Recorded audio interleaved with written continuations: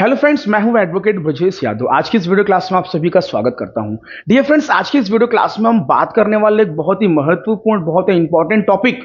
जिस विषय का नाम है फॉल्स एफआईआर, झूठा मुकदमा दर्ज करवा दिया गया है।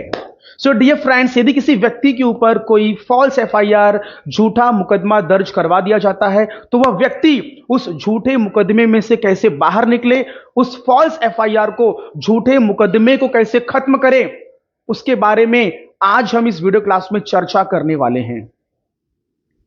डियर फ्रेंड्स, ऐसा हो सकता है कि जिस व्यक्ति के ऊपर झूठे मुकदमे दर्ज करवाए गए हैं, जिस व्यक्ति के ऊपर फॉल्स एफआईआर लॉन्च करवाई गई हो, वह व्यक्ति उस मामले में या फिर जो ऑफेंस कमिट हुआ होगा या फिर जो अपराध घटित हुई होगी, उस अपराध में, उस ऑफेंस में, उस क्राइम में उस व्यक्ति का कोई इन्वॉल्वमेंट नहीं होगा। हो सकता है वह व्यक्ति जिस वक्त घटना घटी होगी उस वक्त वह व्यक्ति उस घटने की जगह पर, उस घटना की जगह पर वह व्यक्ति वहां पर नहीं होगा। बट फिर भी ऐसे कई मामले देखे गए हैं जिसके अंदर उस व्यक्ति को फंसा दिया जाता है, उस व्यक्ति का नाम केस में, मुकदमे में डाल दिया जाता है और वह व्यक्ति उस वक्त वहां पर नहीं होता है। सो डियर फ्रेंड्स, ऐसे मामले में यदि आपके ऊपर झूठा एफआईआर या फिर केस में आपका नाम डाल दिया जाता है तो किस प्रकार से, कैसे इस झूठे मुकदमे को खत्म करें, इस झूठे एफआईआर को क्वैश करवाए, किस तरीके से पूरे केस को खत्म कर दें, इसके बारे में आज हम इस वीडियो क्लास में चर्चा करने वाले हैं। और इस झूठे मुकदमे को खत्म करवाने का, इस फॉल्स एफआईआर को क्वैश करने का लीगल रेमेडीज क्या है, कानूनी उपाय क्या है, इसके बारे में आज हम इस वीडियो क्लास में चर्चा करने वाले हैं। डियर फ्रेंड्स, सबसे पहले तो आपको यह समझना है कि जब कोई अपराध, कोई ऑफेंस जब कमिट होता है तो इसकी शुरुआत कैसे होती है, इसकी कानूनी प्रक्रिया क्या है। अपराध घटित हो गई, उसके बाद पुलिस पिक्चर में आती है, कंप्लेन फाइल होता है, एफआईआर लॉन्च होती है, उसके बाद क्या कानूनी प्रक्रिया है, जरा शॉर्ट में जरा समझ लेते हैं। उसके बाद फिर आप हमारा जो आगे जो विषय है वो हम स्टार्ट करेंगे। डियर फ्रेंड्स, जब पुलिस के पास कोई कंप्लेन आती है कॉग्निजेबल ऑफेंस से रिलेटेड, संज्ञेय अपराध, हीनियस क्राइम, कोई सीरियस नेचर का ऑफेंस, जैसे कि मर्डर हो गया, रेप हो गया, किसी महिला के साथ में कोई छेड़खानी वाला कोई मामला आ गया,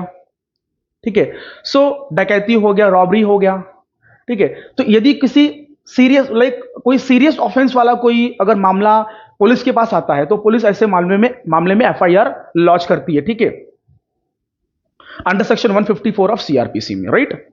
और जो नया जो कानून आया उसके अगर तहत हम जाएंगे, बीएनएसएस के तहत अगर यदि हम देखेंगे तो उसमें अंडर सेक्शन 173 ऑफ बीएनएसएस 23 में क्या होता है, पुलिस क्या करती है, एफआईआर दर्ज करती है, एफआईआर लॉन्च करती है। उसके बाद होता क्या है, उस मामले की, वो जो ऑफेंस कमिट हुआ है उस मामले की जो पुलिस होती है वो जांच करती है। तो उस मामले में जो भी आयो, जो भी इन्वेस्टिगेटिंग जो ऑफिसर जो अपॉइंट हुआ रहेगा, वह इन्वेस्टिगेटिंग ऑफिसर क्या करता है, उस मामले की पूरी जांच करता है कि ऑफेंस में कौन कौन शामिल थे, उससे संबंधित जो भी एविडेंस, जो भी सबूत होते हैं, जो भी गवाह होते हैं, उन सबको वह इकट्ठा करता है, केस डायरी मेंटेन करता है, ठीक है, स्पॉट पे वो विजिट करता है और जो भी है विटनेस, गवाह जो भी हैं, सारे सबूत वो इकट्ठा करता है। उसके बाद एक समय सीमा, एक टाइम लिमिट जो भी निर्धारित की गई है, उस पूरे रिपोर्ट को वो जो आयोग होता है वह जाकर क्या करता है, न्यायालय में पेश करता है, ठीक है, न्यायालय के समक्ष उस पूरे रिपोर्ट को वह पेश करता है। तो ये जो रिपोर्ट है इसे कहते हैं चार्जशीट, ठीक है, चालान पेश करता है। तो जब चार्जशीट कोर्ट में, जब वह आयो जो इन्वेस्टिगेटिंग जो ऑफिसर है, जब वो चार्जशीट फाइल कर देता है, चार्जशीट फाइल करने के बाद जो मजिस्ट्रेट जो साहब होते हैं वो कॉग्निजेंस लेते हैं, ठीक है, संज्ञान लेते हैं, चार्ज फ्रेम करते हैं और चार्ज फ्रेम करने के बाद आरोप तय होते हैं। उसके बाद फिर ट्रायल चालू हो जाता है। उसके बाद फिर लास्ट में जो भी जजमेंट या फिर जो भी ऑर्डर है वो जो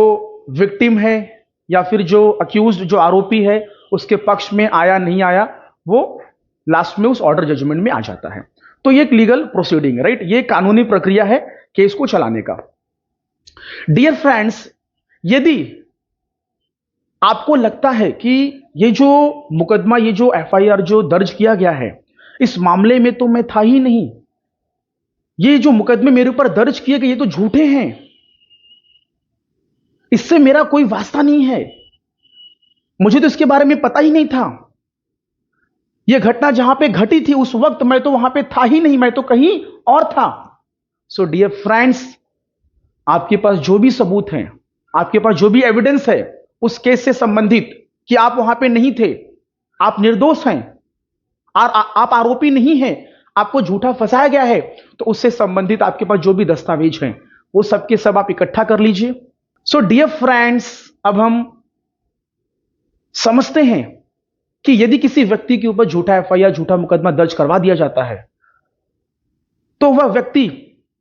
किस प्रकार की कानूनी प्रक्रिया को अपनाकर अपने ऊपर लगाए गए झूठे मुकदमे को,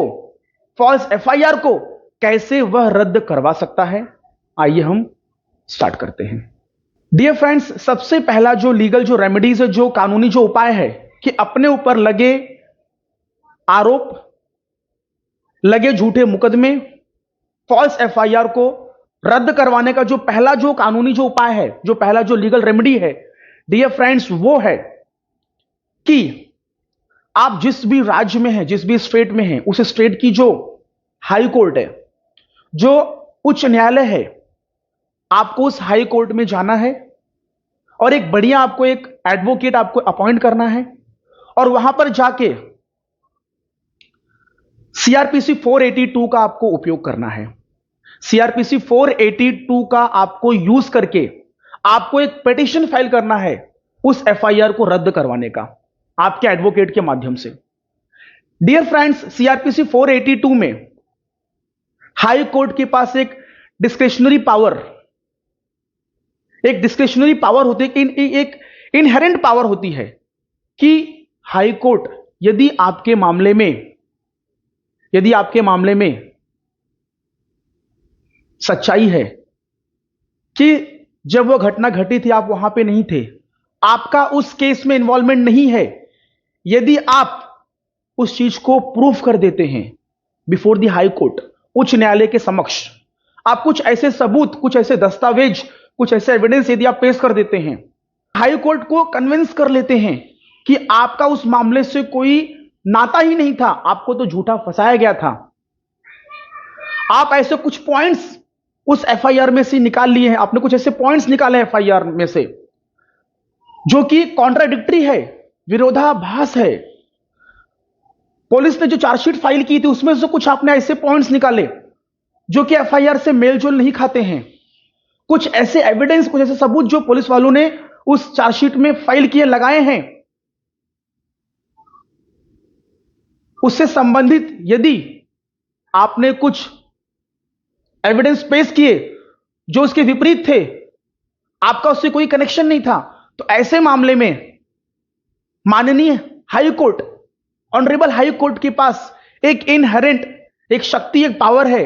कि वह आपके मामले में जो आपके ऊपर जो झूठा एफआईआर, जो आपके ऊपर फॉल्स जो एफआईआर जो आपके ऊपर लॉन्च की गई थी उसको खत्म कर सकते हैं, उनके पास एक इनहेरेंट पावर है। डियर फ्रेंड्स, अब ये जो नया जो कानून आया है ना, बीएनएसएस 2023,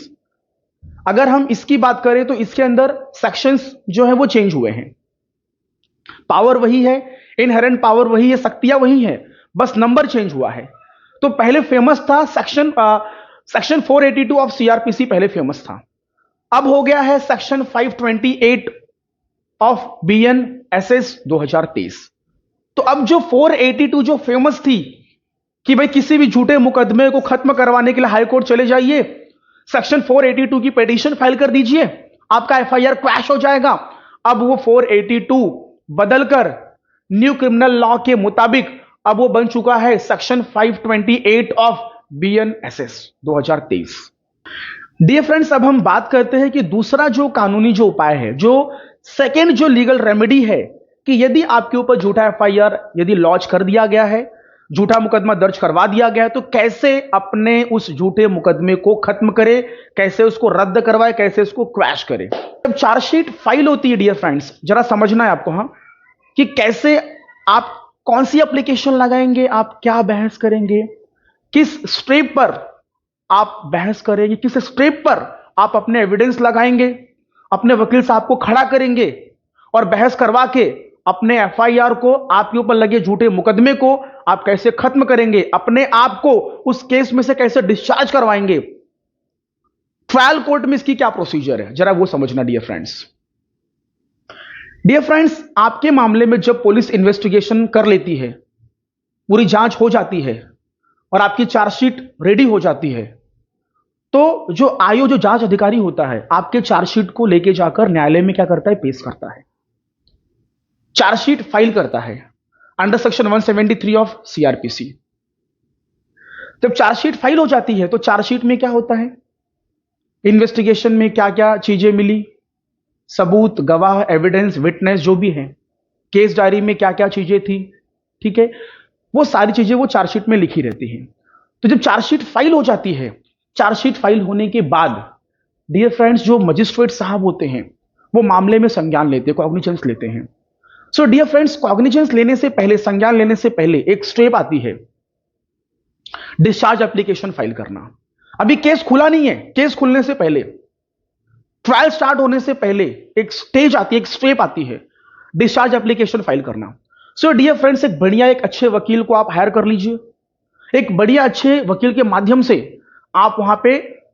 ट्रायल कोर्ट के समक्ष, बिफोर ट्रायल कोर्ट, आप एक डिस्चार्ज एप्लीकेशन लगवाइए और उस डिस्चार्ज एप्लीकेशन में आप क्या करिए, अपने एडवोकेट के माध्यम से एक बढ़िया अच्छा बहस करवाइए और उस आर्ग्यूमेंट में आपके पास, आपके फेवर में कि आप उस मामले में नहीं थे, आपको झूठा फंसाया गया है, आपके पास जो भी एविडेंस, आपके पास जो भी सबूत हैं, या फिर आपके वकील साहब ने चार्जशीट को पढ़ा, एफआईआर को पढ़ा, चार्जशीट एफआईआर में ऐसी कौन कौन सी बातें थी जो एक दूसरे के विपरीत थी, कॉन्ट्राडिक्टरी थी, विरोधाभासी थी, कि एफआईआर में लिखा कुछ और है, चार्जशीट में कुछ और है। कुछ ऐसे पॉइंट्स होते सी डियर फ्रेंड्स, पुलिस बहुत गलती करती है, एफआईआर लिखने में, चार्जशीट बनाने में बहुत गलती करती है। तो यदि अच्छे से बढ़िया से चार्जशीट पढ़ा जाए, एफआईआर पढ़ा जाए, तो बहुत सारी गलतियां, बहुत सारी मिस्टेक्स, बहुत सारी झूठी बातें लिखी हुई पाई जाती हैं। तो उन मुद्दों को निकालिए, उन पॉइंट्स को निकालिए, उसके आधार पर आप न्यायालय के समक्ष अपने एडवोकेट के माध्यम से आप बहस करवाइए। आपके पास जो भी सबूत है, आपके पास जो भी एविडेंस है कि आप उस मामले में वहां पे नहीं थे, जब वाद विवाद हुआ था, जब लड़ाई झगड़ा हुआ था, तो आप वहां पे नहीं थे, आप तो कहीं और थे, तो उससे संबंधित आपके पास जो भी दस्तावेज है, जो भी एविडेंस है, आप उनको वहां पे लगाइए। यदि आपके मामले में सच्चाई पाई गई, प्राइमा फेसी यह क्लियर हो जाता है, प्रथम दृष्टि यह क्लियर हो जाता है कि आप उस मामले में थे ही नहीं। सो डियर फ्रेंड्स, वहीं पर आप उस केस में से बरी हो जाएंगे, उस केस में से डिस्चार्ज हो जाएंगे, आपका जो केस है वहीं पर खत्म हो जाएगा और लंबे सालों तक जो ट्रायल चलने वाला था, आपको उस ट्रायल से आपको वहीं पर छुटकारा मिल जाएगा और आपका मामला, आपका जो केस, आपका जो एफआईआर है, आपका वहीं पर खत्म हो जाएगा। सो डियर फ्रेंड्स, यही चीज आपको ध्यान देना, जैसे चार्जशीट फाइल होती है, चार्जशीट फाइल होने के बाद आपको आपके वकील के माध्यम से आपको डिस्चार्ज एप्लीकेशन लगवाना है डियर फ्रेंड्स। डियर फ्रेंड्स, जो डिस्चार्ज एप्लीकेशन जो लगेगी, यदि आपका ट्रायल कोर्ट सेशन कोर्ट है, तो वैसे में अंडर सेक्शन 250 ऑफ बीएनएसएस नए कानून के मुताबिक आपकी डिस्चार्ज एप्लीकेशन फाइल होगी। डियर फ्रेंड्स, यदि आपका ट्रायल कोर्ट आपका मजिस्ट्रेट कोर्ट है, लोअर कोर्ट है, तो वहां पे अंडर सेक्शन 262 ऑफ बीएनएसएस 2023 में आपकी डिस्चार्ज एप्लीकेशन लगेगी। डियर फ्रेंड्स, अब तीसरा, थर्ड लीगल रेमेडी, अगला कानूनी उपाय क्या है कि आपके ऊपर जो फॉल्स एफआईआर, जो फॉल्स एलिगेशन या फिर जो झूठा मुकदमा लगाया गया था, उसको कैसे खत्म करें। डियर फ्रेंड्स, अगला जो लीगल जो रेमेडी है वो है कॉम्प्रोमाइज। क्या बोलो my dear friends, compromise, amicably settlement, मित्रता, मैत्रीपूर्ण सेटलमेंट। डियर फ्रेंड्स, जिस व्यक्ति ने आपके ऊपर कंप्लेन फाइल की थी, जिस व्यक्ति ने आपके ऊपर एफआईआर लॉन्च करवाया था, जो विक्टिम है, आप उस विक्टिम के साथ में आप बैठकर बातचीत करके अपने मामले को सेटल करके आपके ऊपर जो एफआईआर लॉन्च की गई थी उसको आप खत्म करवा सकते हैं। इसको बोलते हैं सेटलमेंट, कॉम्प्रोमाइज करवाना। लेकिन डियर फ्रेंड्स, क्या सारे मामलों में कॉम्प्रोमाइज सेटलमेंट हो जाता है? नहीं दोस्तों। बीएनएसएस 2023 और हमारा जो पुराना जो कानून था सीआरपीसी, उसके अंदर कौन से मामले समझौते योग्य हैं और कौन से समझौते योग्य नहीं हैं, कौन से मामले, कौन से सेक्शंस, कौन से ऑफेंस कंपाउंडेबल है, कौन से ऑफेंस नॉन कंपाउंडेबल है, उसके बारे में सीआरपीसी और बीएनएसएस में लिखा गया है। सो डियर फ्रेंड्स, जो मामले छोटे मोटे हैं, सीरियस नेचर के नहीं हैं, जैसे उदाहरण के तौर पर 323 हो गया, 325 हो गया, 420 हो गया, डेफेमेशन का केस 500 सेक्शन 500 हो गया, ठीक है, 420 चीटिंग। तो जो छोटे मोटे नेचर के जो अपराध होते हैं, जो स्मॉल जो क्राइम, छोटे मोटे जो अपराध होते हैं, ऐसे मामलों में क्या होता है, यदि आप कंप्लेनेंट के साथ में यदि आप बात कर लेते हैं, ठीक है, आप उनसे माफी मांग लीजिए या फिर जो भी है आप किस तरीके से सेटल करके लेते हैं, यदि वह रेडी हो जाता है, तो कंपाउंडेबल वाले मामले में क्या होता है, आपका आपसी समझौते से आपका जो केस है वो खत्म हो जाता है। लेकिन सारे मामलों में नहीं डियर फ्रेंड्स। यदि मामला गंभीर है तो कुछ गंभीर मामलों में सेटलमेंट कॉम्प्रोमाइज हो जाता है, लेकिन उसके लिए आपको हाई कोर्ट जाना होगा। हाई कोर्ट में जाकर आपको हाई कोर्ट की परमिशन लेनी होगी। कुछ छोटे मोटे मामलों में भी कोर्ट से परमिशन लेना पड़ता है, जो लोअर जो कोर्ट होती है, जो मजिस्ट्रेट कोर्ट होती है, वहां से उनसे परमिशन लेके आपको आपके मामले को आप खत्म करवा सकते हैं। तो जो कंप्लेनेंट है उनके साथ में बैठकर आप कॉम्प्रोमाइज करवा लीजिए, समझौता कर लीजिए। तो ऐसे मामले में भी आपका जो केस है वो खत्म हो सकता है, आपके ऊपर जो मुकदमा जो दर्ज हुआ है, आपके ऊपर जो एफआईआर लॉन्च हुई है वो खत्म हो सकती है।